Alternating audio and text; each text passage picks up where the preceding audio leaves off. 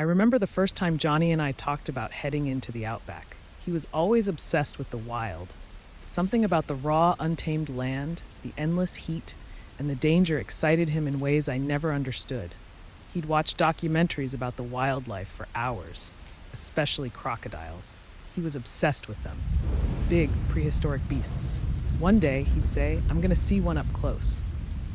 I never took him seriously, until the day he called me up with an idea that made my skin crawl. "Mate, let's go to the Northern Territory, find some real crocs. I've got the perfect spot. It'll be epic." I laughed it off at first, thinking he was joking. But he wasn't. He had the flights booked, the camping gear ready, and a plan. A twisted part of me wanted to say no, but there was something about Johnny. You couldn't turn him down. The outback greeted us with a scorching sun and a sky so wide it made you feel insignificant. The landscape stretched out forever, flat and empty, save for the occasional jagged rock or twisted tree. The air was thick with the smell of dust and decay. We drove for hours, further and further from civilization. Johnny's excitement grew the more isolated we became.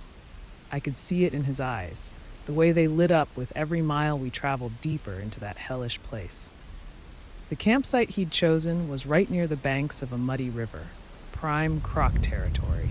As the sun set, the oppressive heat gave way to a creeping chill, and the shadows lengthened.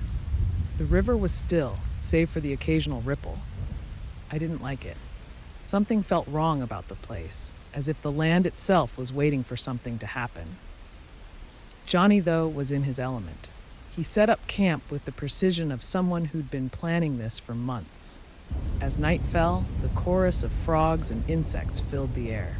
The only thing missing was the telltale splash of a croc lurking in the water. That was what Johnny was after. "Tomorrow," he said with a grin, "we go looking for the big boys." I barely slept that night. Every noise outside the tent made my heart race. The rustling of leaves, the splash of fish in the river, it all sounded like something larger, something stalking us. I could feel the weight of the night pressing down on me, thick with danger. But Johnny, he slept like a baby, a grin plastered across his face even in sleep. At first light, Johnny was already up, eager to get moving. The river looked more menacing in the morning light, its surface dark and murky. We set off along the banks, searching for any sign of the crocodiles Johnny was so desperate to see. He had a camera slung around his neck, ready to capture his once-in-a-lifetime shot. The sun was punishing as the day wore on. Sweat dripped from my forehead, and the back of my neck felt like it was on fire. We had been walking for hours, and still there was nothing. No movement in the water, no tracks along the bank. I was ready to call it quits when Johnny suddenly stopped, eyes fixed on the river ahead. "Look," he whispered, pointing to a large shadow beneath the water. I squinted, trying to make it out. At first, it was just a dark shape, barely visible beneath the surface. But then it moved. Slowly, deliberately, it glided through the water, almost imperceptible. It was huge. "That's it," Johnny whispered excitedly, his hand gripping my arm. "That's what we came for." The thing moved with terrifying grace, as though it owned the river. It surfaced for just a moment, and I caught a glimpse of its eyes, dark, cold, and ancient. It looked like something out of a nightmare. Johnny was already pulling out his camera, creeping closer to the water's edge. "Johnny, don't," I hissed. "That thing's massive." He waved me off, his focus entirely on the beast. He was too close, dangerously close. I could feel my gut churning with anxiety, the hairs on the back of my neck standing on end. "Johnny, get back," I said, louder this time, but he ignored me. Then it happened. In a flash, the water exploded.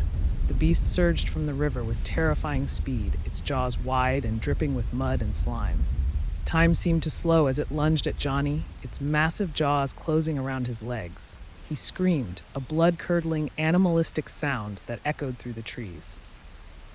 Before I could even react, the croc yanked him into the water with a force that seemed to defy nature. The splash was deafening, Johnny disappeared beneath the surface. I stood there, frozen in horror. my brain struggling to comprehend what had just happened. For a moment, everything was still. The river returned to its calm state, as though nothing had happened, but then the water turned red. I felt sick to my stomach. I wanted to dive in, to do something, but fear kept me rooted to the spot. Suddenly, Johnny's head broke the surface. He was thrashing, screaming, his eyes wide with terror. His legs were gone.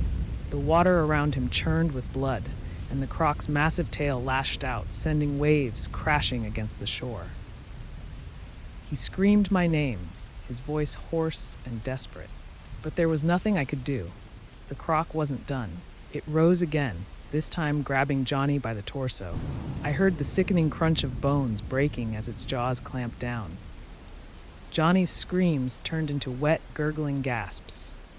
Blood poured from his mouth as the croc dragged him under again.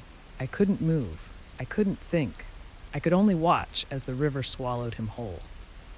For what felt like an eternity, I stood there, staring at the water, waiting for him to resurface. But he never did. The croc was gone, and so was Johnny. I fell to my knees, retching into the dirt. The smell of blood and rot filled the air, thick and overwhelming. I couldn't believe what had just happened.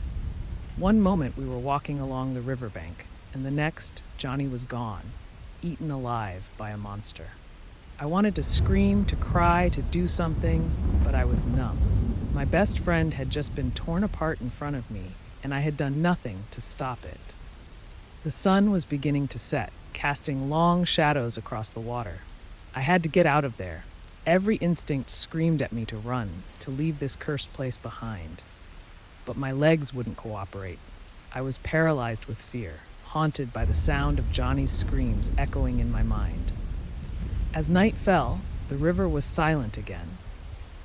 But I couldn't shake the feeling that the croc was still there, lurking just beneath the surface, waiting for its next victim. I didn't want to stay and find out.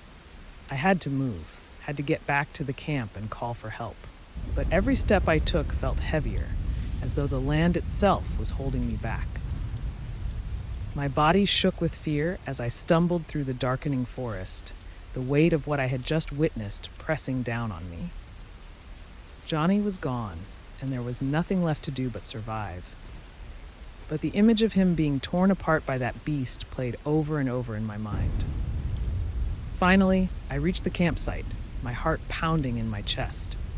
I grabbed the satellite phone and dialed for help, my hands trembling so violently I could barely press the buttons. I barely managed to speak when the voice on the other end answered. "Help, my friend, he's dead, a croc, it ate him." The words felt surreal, like they didn't belong to me. But the reality was all too clear. Johnny was gone, devoured by a creature older than time itself, and I had witnessed every gruesome second. As I waited for rescue, the darkness around me deepened. The night was alive with sounds, the hum of insects, the distant calls of birds. But every splash, every rustle in the bushes made me jump. That croc could still be out there, waiting. It felt like an eternity before the rescue team arrived.